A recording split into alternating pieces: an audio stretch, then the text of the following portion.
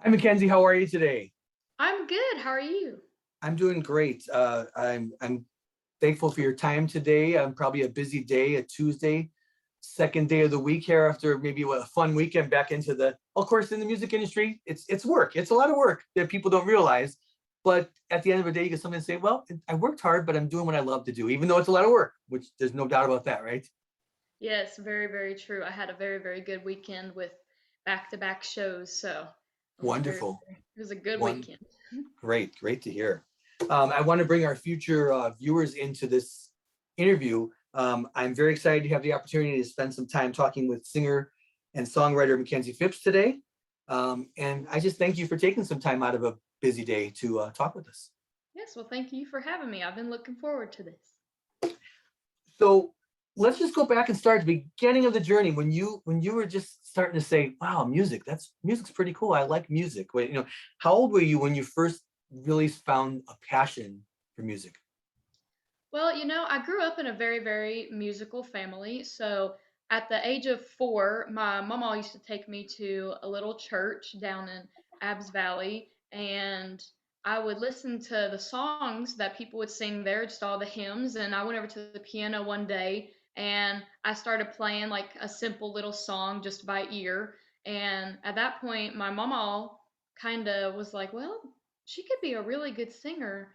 And ever since then, she would take me to her house all the time, and I would learn different hymns in the kitchen and go and sing them at church every Sunday. And after that, when I was 10 years old, I took my first piano lesson, and I've been playing for a bit. And I went to a music school around the age of 13, and that Okay. actually taught me how to do music. Oh, great. So it's amazing how many people find their beginnings in the church for music, for sure, right? I mean, it's just like to grow up around it and look at the people, look at the other people and they're singing and their voices and hear the hymns and then they have someone mentor you like that with new hymns to sing and try this one, try that one. It's really something how that yeah. Um so I think you said you were 13 when you went to a music school? Yes, so I went to a little music school down in West Virginia, in Princeton, West Virginia, and they taught me a lot with being an entertainer and being able to perform out in public and such. So I would enter little competitions and we would do different shows just around Princeton and such. And they really started my platform as to helping me grow as an entertainer and a performer. And I started doing shows when I was about 15 years old. And you were also writing around the same time too, right? I believe your first one of the big songs that you had written, "My One and Only," when you were 14, right? Yes. So and that song went on to be in a couple different contests. And I wasn't going to quote the specific contest. I thought you could say better what the contest was that you had won a contest with that song, I believe, when you were 14, right? There was a North American country. Oh, NACMA? Yeah, yes. Yes. Yeah, I knew you could say it better than I could. NACMA. That you It's had entered the a North competition. America Country Music Association of There we NACMA. go. There you Yes. go. So you had taken the song there to perform it, and then and you have a video for that song. There's a video for it. So at the age of 14, right in there, through the training of the music school, of course, to be able to do that. Yes. Um, so I was going to ask you also, as you went through that and you were hearing your local voices, people in the choirs and people at church and people that they were putting you in front of through the music school, were there artists that you looked up to, national artists that were on the radio or that your family would play for you or people would play and you were like, oh, I want to be like them? Any artists like that that you maybe even still follow to today that you love their music? Yes, so I was very, very big with Miranda Lambert. I Okay. always loved her sound. I always loved listening to her as a kid, and her songs really spoke to me when I was younger, especially when I was going through hard times like at school or anything having to do with life. And I still look up to her a lot now today, as well as just other artists. But she was definitely a big factor for me. And it's amazing how music has the power to do that, or how a songwriter or a lyricist has the power to help people through difficult times with their own lyrics and with their story and kind of comforting when you hear someone else singing about something that maybe you're going through And sometimes we can feel that no one understands, but then you hear a song and you're like, oh, she went through that too, or she's got an answer for that problem in her song. So that's always refreshing, I think, you know. Um, are there singers or songwriters outside the world of country music that you've listened to that you're kind of like, oh, I like what they do too? They're not a country singer, maybe they're a pop artist, a rock artist, a jazz singer, any other in the world of music people that you just kind of like, yeah, I like what they do. They're not country, but I like what they do. Yeah, so I definitely like Adele a lot.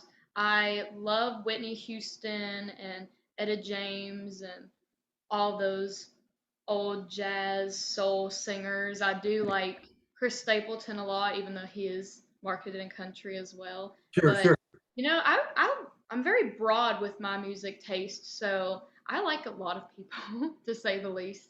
Yeah, yeah. And you mentioned just some amazing names of people. You mentioned some just iconic people that no matter what the genre is, they influence singers of any genre because of their who they are, their lyrics, how they carried themselves in life, how their songs became iconic, and their personality is sometimes larger than life, you know. And yeah, so it's interesting. I just always like to ask that question to people. You know, if you're into one genre of music, we listen to many. I grew up working in music stores, you know, in record stores, and so I can't say. People say, "What do you like?" I said, "I don't know where to begin. Where do you That's begin with that?" There's fine. so many That's artists. how I am a lot. I'm a very open book when it comes to music because my playlist can go from listening to Queen to Christina Aguilera to Demi Lovato, just so many different places. I love that. I love that. That's so cool. And that's the kind of playlist that someone that worked in, like I say, when I worked in record stores, because people would say to me, well, Queen, Demi Lovato, you know, that Demi Lovato, how did, it's music. It's just all, there's so many great things out there. I think that sometimes when someone pigeonholes themselves into one genre of listening, they're missing all that you mentioned, Yeah. Etta James, you know, then go into the blues and the jazz and missing all that's out there. There's so much to be heard in any genre, right? There's just so much Yeah. music out there. Very, very true. Yeah.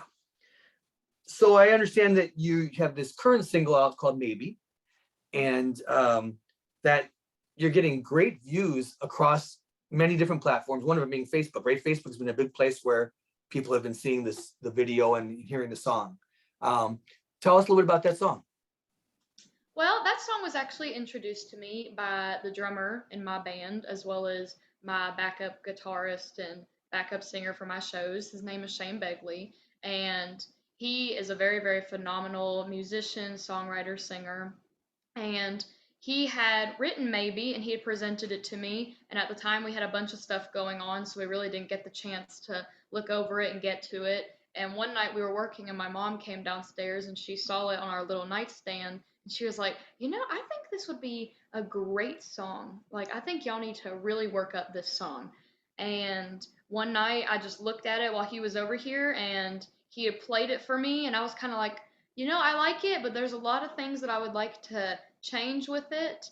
So I went over to my piano and I worked on some different changes with accompaniment. I moved around some lyrics, and eventually we got done with it and we got to go down to Knoxville and record it in a studio. And we got to shoot the music video to it, and that was a very, very awesome experience to get to do. And then we had submitted it to the Josie Music Awards, and it got nominated for an award, and we went down there and we actually won in our category for that award. So That's I was very, very floored, to say the least, yeah. when we won that award, which we won for Female Country Song of the Year. So I was That very, is very so exciting. fortunate, to say the Yeah. least, with that. Wow. We were not expecting it whatsoever. And for people who aren't familiar with the Josie Awards, I mean, it's a national thing. I mean, I know someone up here, and I live in Chicago, and I know someone up in Chicago who won an award for their genre of music. I think it was a pop duo or something like that. But they were from Chicago. I mean, so it's like people from all walks of life come down there for the Josie Awards, and it's a very prestigious award to win in the music Yes. industry. We were very, very honored and so excited to have won that award because, we put so much hard work and dedication into that song. And, there was I think 13 or 14 other people listed in our category, and Right. me and Shane were sitting there at the award, and he was like, "So if we win, do you have anything to say?" And I was like, "No." I was like, let's just wait." So when they announced it, we went up to the stage, and I had like nothing prepared in my head, just going a fly by the seat of your pants kind of ordeal. But I was very, very fortunate, and I'm still so ecstatic from that experience. Yeah, congratulations. It's such a wonderful accomplishment. And I almost think like sometimes it's bad. I mean, I wouldn't know firsthand, I couldn't tell you firsthand, but when I think as a viewer of an award show, watching some kind of an award show, when someone doesn't plan to win or they don't plan their speech in advance, I think that's when it's the most genuine. That's when you really can feel that gratefulness when someone gets up there and they just start to say, well, thank you to this, thank you. And but when they go like this and they have their pocket here and they say, okay, I'd like to thank, boop, boop, boop, boop, boop, boop, boop. I think it's just more genuine when you just kind of just put it together at the moment. And it's more exciting for you too. You kind of, when you see that list of 13 other names on that ballot, think, well, okay, the odds are 1 in 13 here, but people watch the Grammys, the country ACMs, the CMAs. It's usually 4 or 5 people. You're competing against 13 other names on that ballot, and so it probably was really amazing to you when you got to walk up there and accept. Yes, it was just a very, very incredible experience. And I even got to talk with Miss Josie, I believe it was last week, and I told her that we're definitely going to be uh, signing up for different categories this year because Yeah. we signed up for one, but especially with the Christmas song now and all the other songs we have going on, I just feel we will have a very good shot at hopefully obtaining more Josie Awards. Hopefully you'll have to clear some space on a shelf somewhere for some more of these, right? Yeah, build a cabinet or something, it's for more of these awards for sure. Yeah, it's very exciting. Congratulations on that.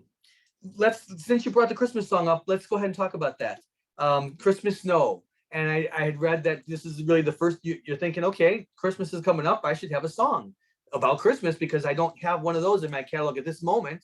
So let's do it. And tell us about how it kind of just, in a sense, wrote itself, maybe? It kind of came together quick?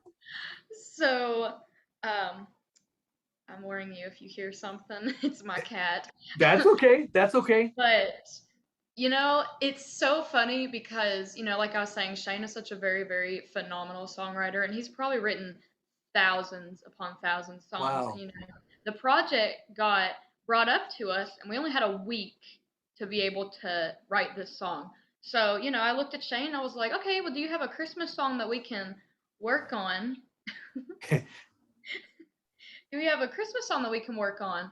And he was like, no, I've never written a Christmas song ever. And I was like, out of all of the songs, he's never written a Christmas song.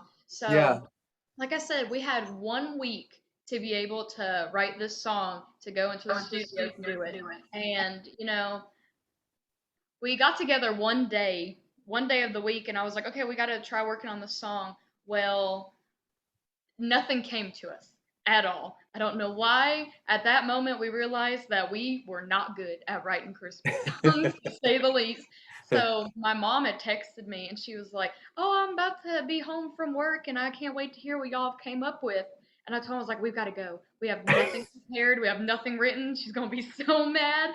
So we left, and it came down to the very last day before we were supposed to go and record it in the studio. And I texted him while he was at work, and I said, you're gonna have to do something. I was like, you are gonna have to start it. Send me what you got. I'll finish it. I was like, I don't care. I don't care what it is. Just send me whatever you got in your mind and just send it Yeah. over.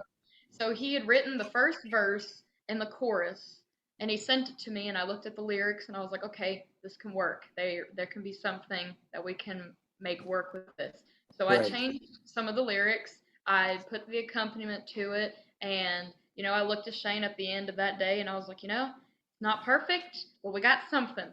That's all that matters. Right. And when we went into the studio, it definitely exceeded my expectations because we were down to the very, very last minute, and I'm very, very glad with how the end result came out, especially with having Rhonda Vincent's dobro player playing on it. Wow. Neat. So Neat. I didn't know that that. That's so that neat. really added the Yeah. extra touch to that song. So all That's in all, cool. I was very, very happy with the final product. Well, some people work very well under pressure, and it sounds like you're one of those people that you work well under pressure because you knew it Yes. had to be done down to the wire, and you got it done. Yes, it kills my mom because in my house we talk about my mom is very type A, which is organized, Yeah, yep, yep, yep. plan, all that, whereas I am type B. It's so ashamed, so she can't stand it because we procrastinate to the very last minute.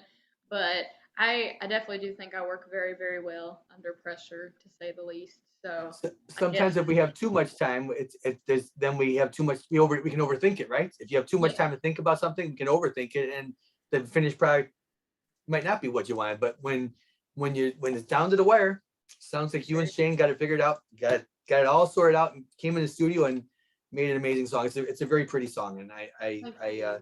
I think that it's going to be very well received this holiday season. I hope so. Yeah, yeah.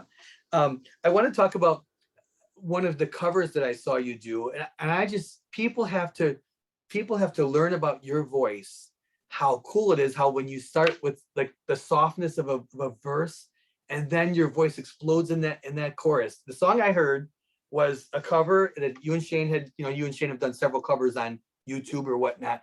The Night the Lights Went Out in Georgia. Boy, if you had to show an example of your voice to someone that had never heard you, I just happened to, that was the first button I pressed. I mean, of course I listened to your, to maybe, and I watched the video and all those things, but I was just dabbling around wanting to hear some more of your voice and see, what you've done with your, over time here. And when I put that on, I got to tell you, when the verse has got that kind of mysterious verse, that the lyrics are kind of mysterious. And all of a sudden, when you get to the chorus, the strength of your voice. Wow. Seriously. Oh, well, thank you. I appreciate that.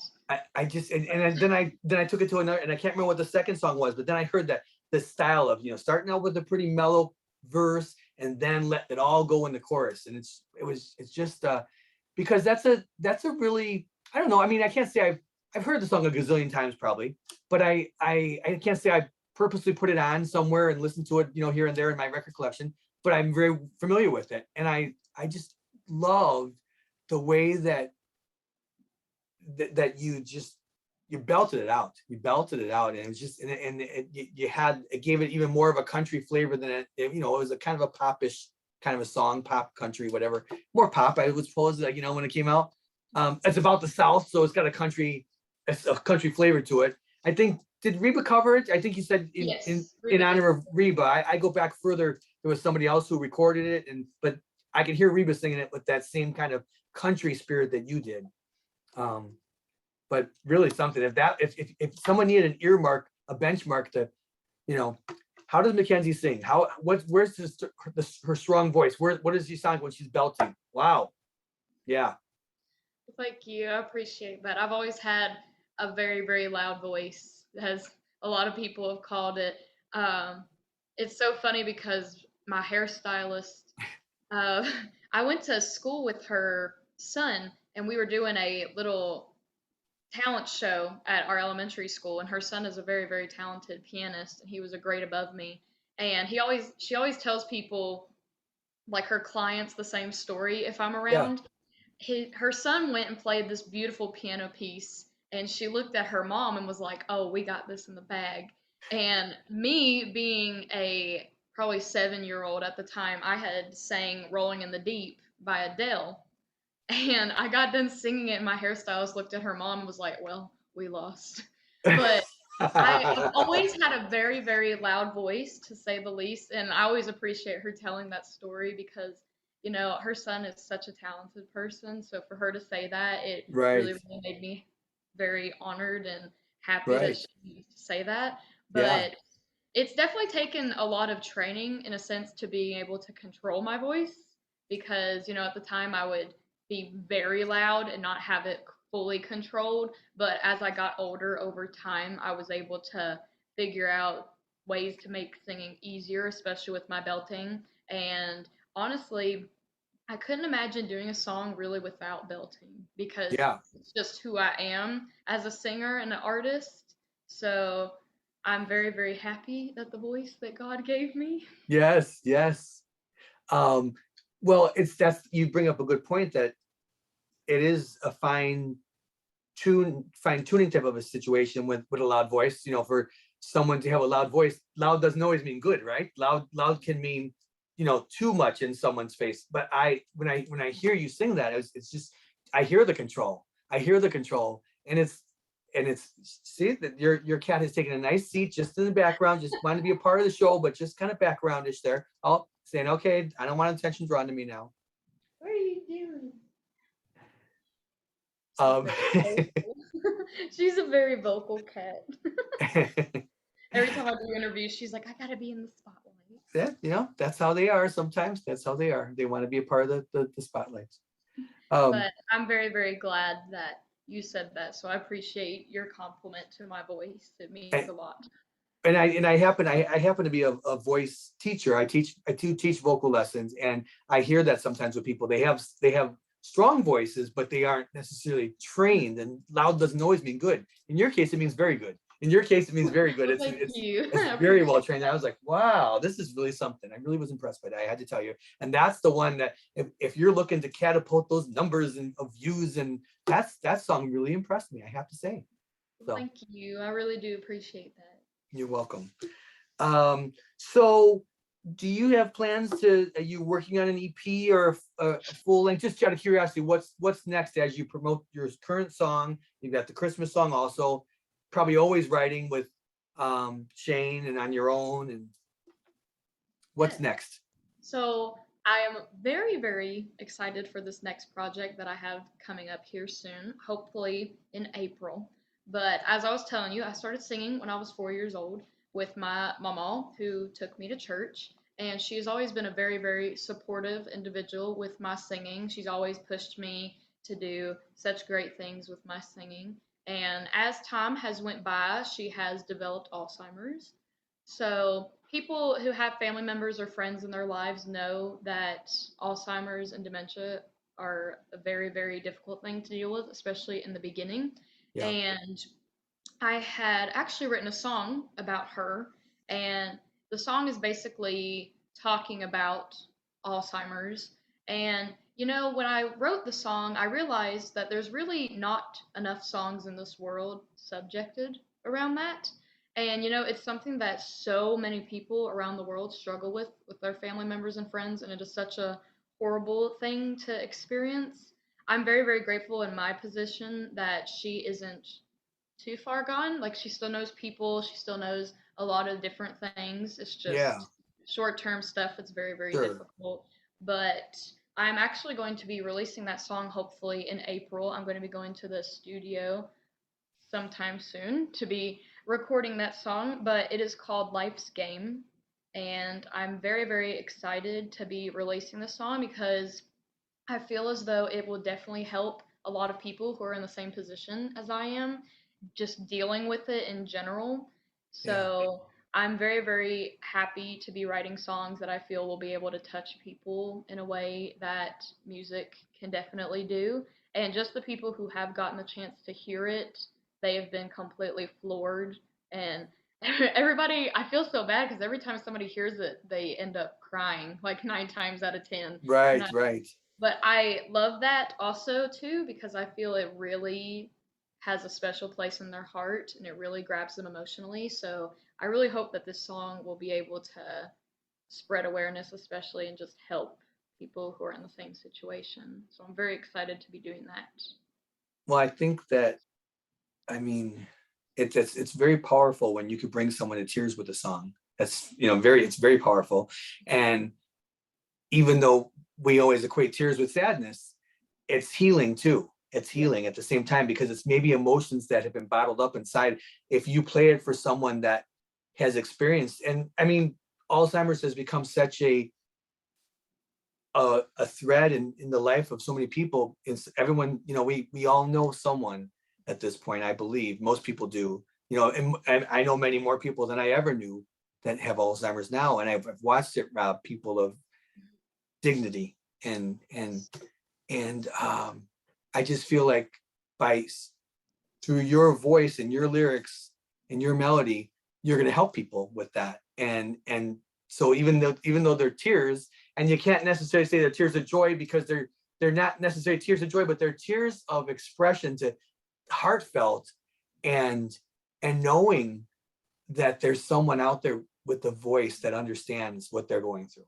Someone else who's also walking that journey with their family member, yourself, And so it's like, and I have, unfortunately, myself too, have people in my life that I've watched go down that road. And it's so interesting that you mentioned this, because I would have never known that this was a song down the pike for you that you're working on.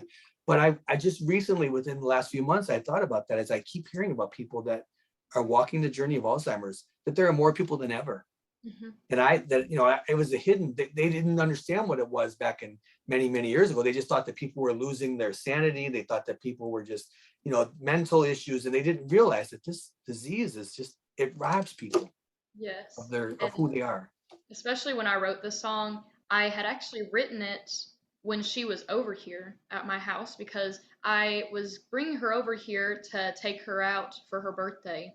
And every time I want to take her out somewhere, me and my mom have to get her ready and stuff. And people who have family members or friends in their lives who suffer with the illness know that there are good days, there are great days, and there Right. are not so great days. Right. And sadly, the day that I took her out for her birthday, the getting ready process happened to be a bad day for her. Mm. And it stresses my mom out a lot and it stresses me out too because, it just hurts a lot to see them the way they are. And, Yeah. deep down, it's not who they are.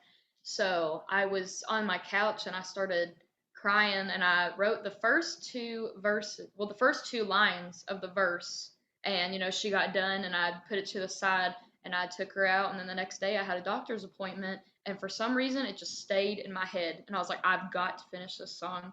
And I can honestly say that it's probably my all time favorite song that I've written. And I feel like the words are so well written, not to toot my own horn, No, but no, no, it's no. I almost understand like what you're saying. they came to me and they're so descriptive and I feel as though I convey the scene of Alzheimer's so well in the song and that's why I feel so many people who have heard it now are so emotionally involved because they just connect with it very well.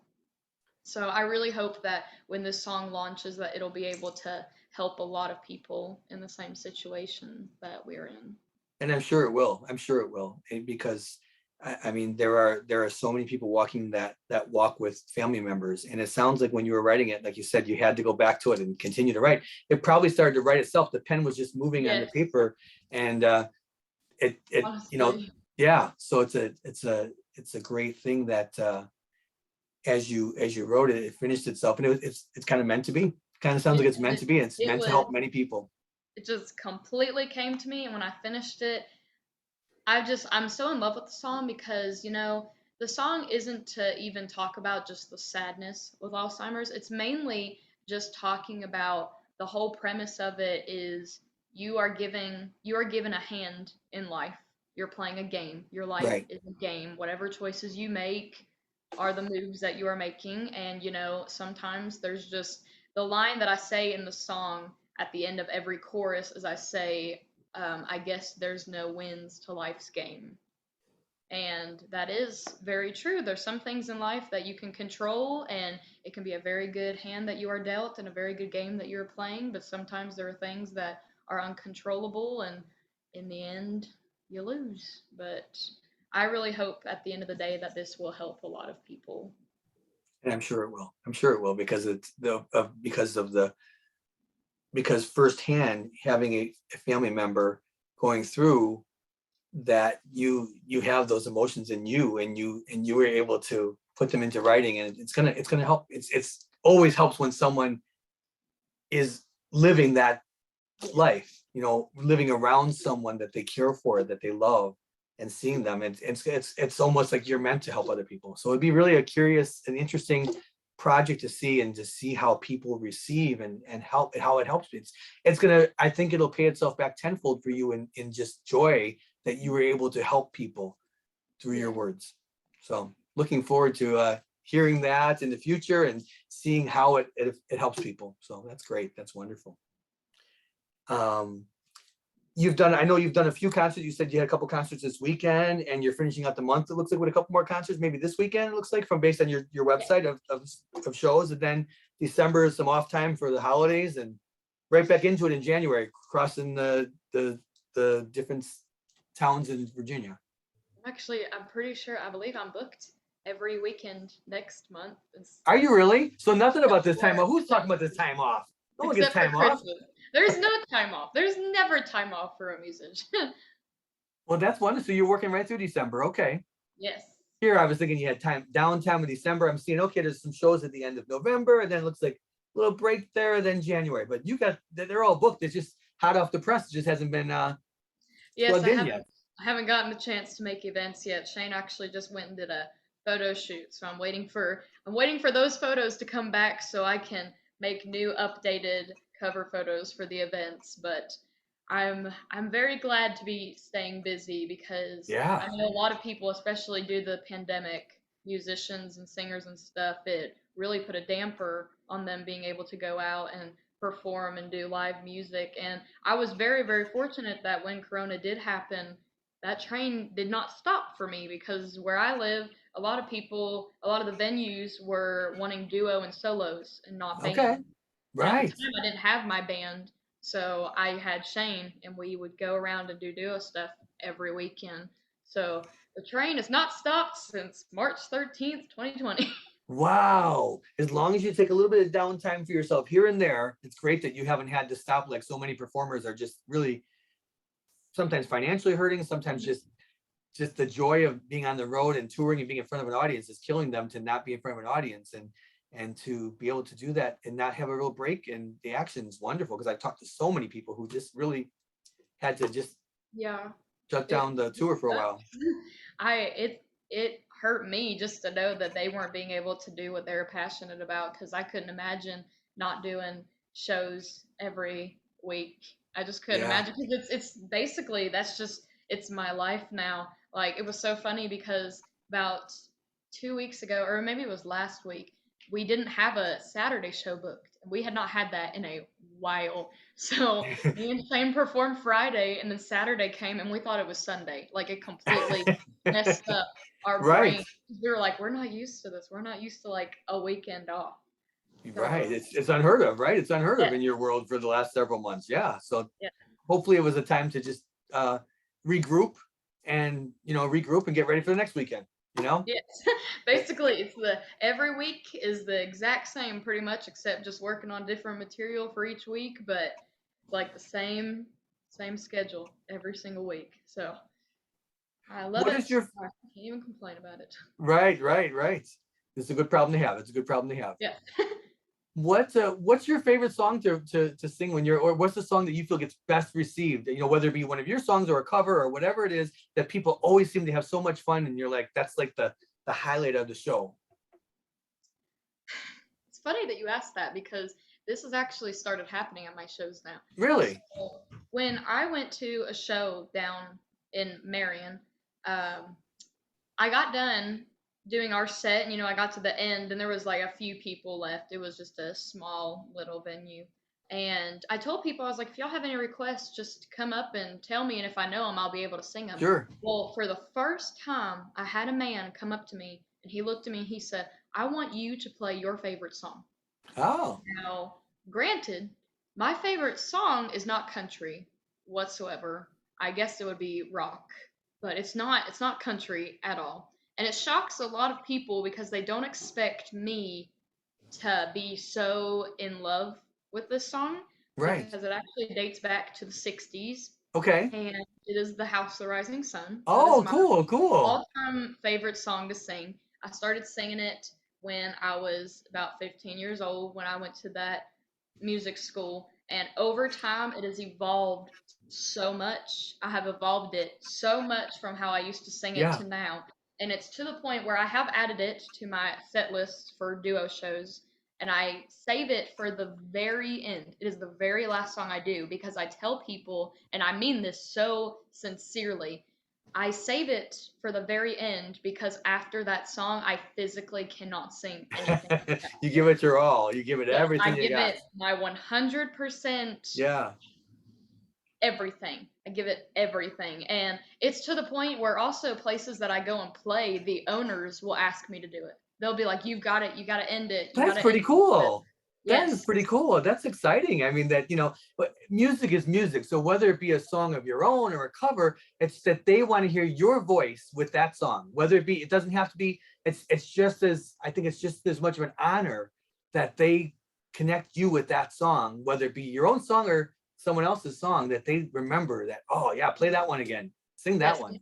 even before I evolved it, and when I was just a 15-year-old singing it, it was so funny because the people at my music school, they would be like, "Oh, well, that's her song. Like, that is That's her really song. cool. Nobody else can really do that song except for her." And that was such a huge compliment to me because, Oh you know, I yeah. think I think anybody should be able to sing any song any way you want to. And just for them to say that, it really did make me happy. And I guess at that point, that's when I knew, like, this is my song. Like, there's nothing that's going to beat this for me. And I'm so happy just singing it for people, and especially it connecting with the audience as to who I am as a singer and what I am capable of with my vocal ability. So that's just what I love about it. See, and it's interesting because it does kind of fit that same formula we were talking about before, about how your lyrics, your vocals start out, kind of mysterious. In that one song we talked about, "Nights the Lights Went Out in Georgia," it's kind of a mysterious verse that all of a sudden kicks in. Same thing with "The House of the Rising Sun," right? It's kind of like, "There is a house in New Orleans," it just kind of starts out kind of mysterious, and all of a sudden you lay into it, right? You give it that, and that seems to be like your part of a trademark of your voice, that you kind of start with the, pull people in, like, with your voice, the soft sound of your voice, and all of a sudden, it just punches in. That's what it sounds like to me, just from a Yes. bystander from the outside Mhm. outskirts of things. Yes. That sounds Especially with like that your secret song. ammo. Yes, because especially with that song, with every verse, it Yes. gets louder. So the Keeps first building verse, and I'm building. like, Right. okay. And then when I get to that chorus, it's loud. So there's like the Right. midpoint. And then after that, it's like I grew it so much and I'm so in love with that song. So you gotta check it out. I think it's probably on my page. Is People it have on there? If it's not, it better be on there soon, Makenzie. Because if people are asking for it, they want to have people hearing it on, hear it around the, through the internet too, because it's obviously, it sounds like your ammo is, your secret weapon. Secret yes, weapon is the House of the Rising definitely Sun. definitely Um, a secret weapon. Look at this too. I mean, you mentioned Rolling in the Deep. Same formula. It's a song that builds and builds and builds until we could have had it all. It builds. That's your secret ammo. I think is the song that builds into. You don't start off a song with this powerhouse. You save it, and all of a sudden you go for the 1-2 punch. And I hear that trend as we talk today, and in a little bit that I got to listen to online.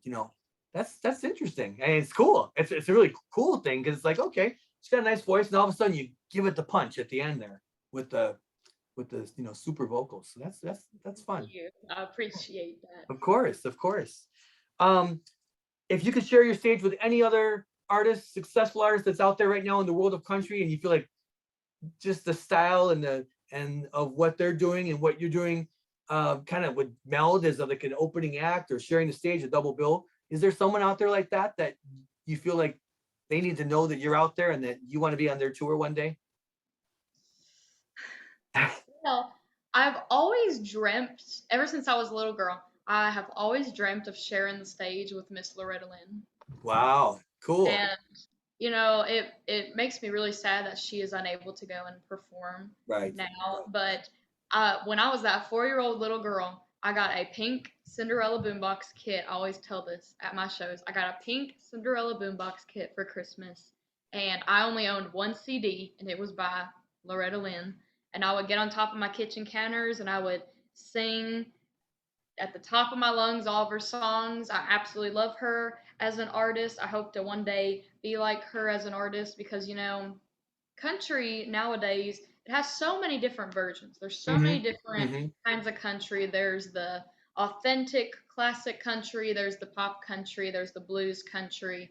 And I've always been one of those people where I kind of just want to be it all. Like I want my voice to be able to do all of it, give it that Right. multi-country mix. So Yeah. Yeah. I especially love the classic country sound, so I've always loved her. Yeah. My parents are She's a my cousin very country. yeah, she's a very strong woman. She's an amazing singer, amazing, and just an amazing uh voice in country music for Yes, I generations. absolutely love her, and I just met her sister recently, Crystal, at a red carpet gala that I went to. She was very, very nice, and I got the chance to talk to her. So, we're making stepping stones. Me That's and right. You're Crystal, let's keep going. 2 degrees of separation. You can't get much closer than talking to her sister, right? Yes. That's pretty close. That's neat. That's neat. What's the best place for people to go to find out more about your music? Like the best, I know you have different media platforms that you're promoting your music on. Where's the best starting point to see, to have links to all of that? Definitely Facebook. You just look Okay, up Makenzie Phipps and you go under pages and you'll find me. And I have an Instagram which is MackeyP143. So it's MACKYP143. And then my website has a bunch of stuff as well, and that is MakenziePhippsMusic.com. fantastic, fantastic. Well, I thank you so much for taking the time to talk today about your new music and what you've been working on and what you're about to be releasing in the future. I'm energized by your energy you're obviously very passionate about this and in talking with you. And I wish you the best of success as you continue to record and hit the road and tour. Well, thank you so much. I really appreciate you having me today, and I look forward to hopefully speaking to you again in the future one day. I But hope so. I hope so. As you continue to release music, let's talk again. And I think it's always neat to sometimes be able to share the story behind a song. So as you write, when you've shared stories today about the songs that you're working on currently, as you put together an EP, an album, it's sometimes interesting just the tracking of things and to explain, well, this is why this song came before this one, and this is why this song is after that one. So that might be something fun to talk about sometime as you continue to release things. And because I think country music fans, well, music fans, let's just say music fans in general, like to know why a song was written, and what better way than to hear it directly from the person who wrote it, you know? yeah. So, so again, thank you so much for your time today. Well, thank you. I really appreciate you having me. You're very welcome. Take care. Thank you.